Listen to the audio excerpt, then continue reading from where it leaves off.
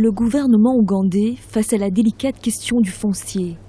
Betty Amongi, ministre de la Terre, du Logement et de l'Urbanisme, a indiqué le souhait des autorités d'accélérer l'acquisition des propriétés privées pour la poursuite des grands travaux.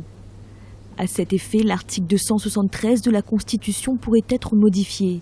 Un amendement qui soulève déjà la contestation d'une partie de la population. Pour ce qui est des tout petits propriétaires de terrains familiaux, lignagés ou claniques, une telle modification mettrait en péril leurs droits. Ceci dit, il faut remarquer que l'accaparement des terres est en cours à peu près partout en Afrique.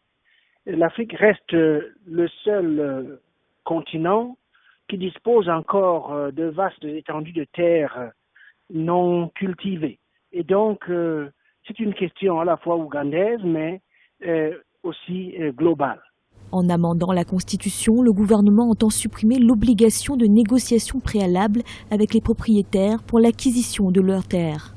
Pour les organisations de la société civile, une telle modification de la loi fondamentale exige un référendum. C'est une question fondamentale parce que, en l'absence d'une véritable réforme agraire en Ouganda comme dans d'autres pays, on ne peut pas laisser au seul gouvernement le soin de décider de ce que deviendront les terres, à qui elles vont appartenir, qui souffrira de la dépossession.